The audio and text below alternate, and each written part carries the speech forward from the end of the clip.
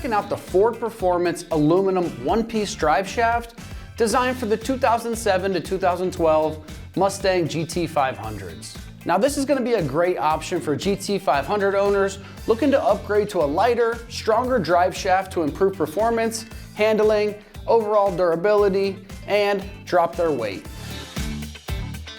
Now this drive shaft from Ford Performance significantly reduces the weight compared to the factory two-piece design by about 20 pounds, which helps decrease rotational mass. That reduction leads to a quicker acceleration and more responsive performance. The single-piece design also eliminates the need for a center bearing, reducing potential wear points and improving reliability.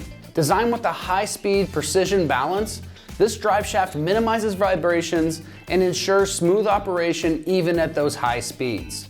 It's engineered to withstand high horsepower and torque applications, making it ideal for GT500 owners with performance modifications or those pushing their cars to the limit out there on the track. Now the drive shaft is going to be made from lightweight aluminum, which not only enhances durability but also resists corrosion for long-term use.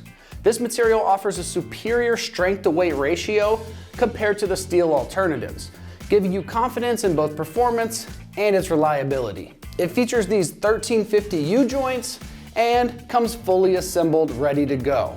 And it's a direct bolt-on installation, which we'll show you here in a minute. Now this drive shaft's gonna come in right in that $1,000 price range, which is a premium price for a premium product. With high quality construction and the performance benefits you're gonna get over those stock components, it might be worth the upgrade. The install process is a straightforward bolt-on upgrade, but it does require some moderate mechanical skills and the proper tools.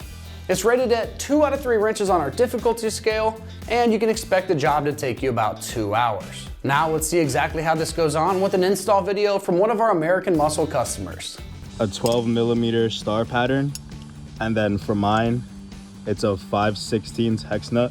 Now to get these bolts out, it should be fairly easy with just a wrench. But if they are rust welded in there, you're gonna have to hit it with WD-40. And they get a power tool in there, you are gonna have to remove the X pipe because that will get in the way.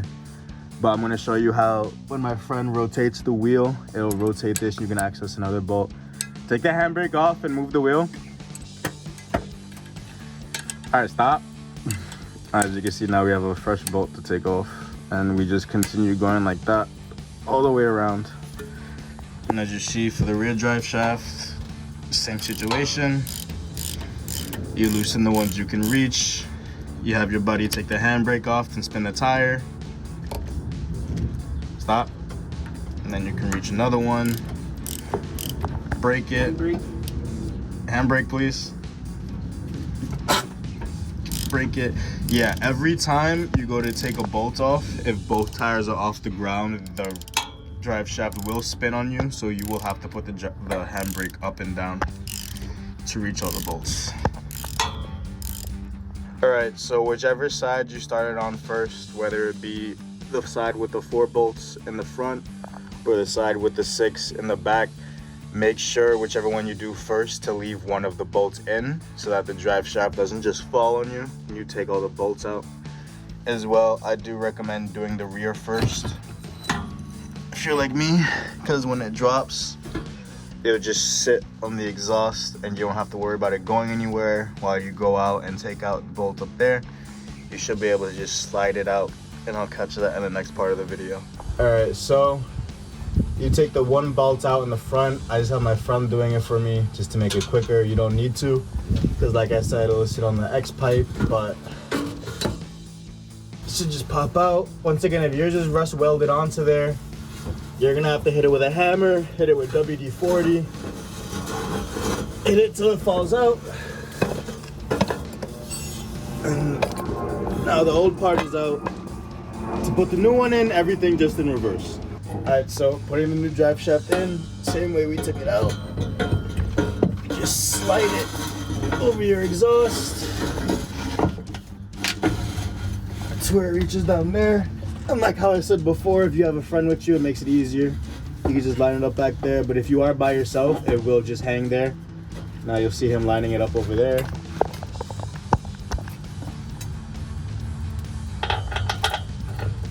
So when doing the rear portion that attaches to the diff, our kit came with 2 different types of bolts.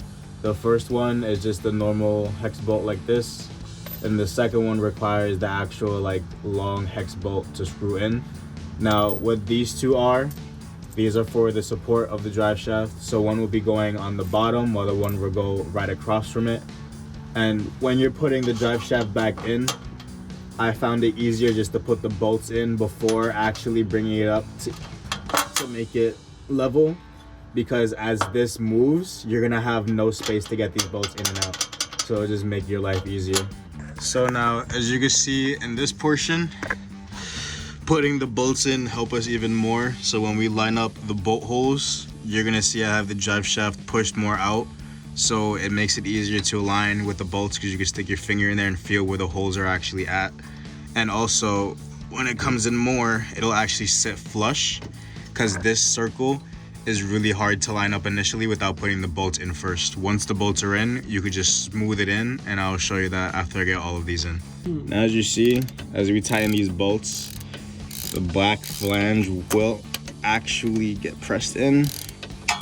Now as you do this, you're gonna want to do this like evenly all around so it does sit correctly. As you can see, it has now become flush. Just have to get these last 2 bolts and then that'll be it. Alright, so once you have all the bolts in, the 4 bolts up there, you can clearly see where they go into each other. It'll be cleaner than the rest.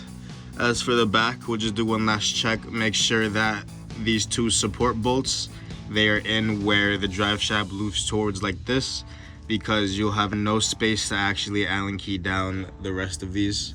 So as you can see, each one of these sides does have these bolts on there. Make sure they're all snug. They don't have to be insanely snug because you'll probably strip these, but snug enough to where this won't fall out. You can wiggle it, make sure everything's tight, and that's it. Your new drive shaft is installed. All right, that's gonna wrap up our review and install of the Ford Performance aluminum one-piece drive shaft for the 2007 to 2012 Mustang GT 500s. And for all things Mustang, keep it right here at AmericanMuscle.com.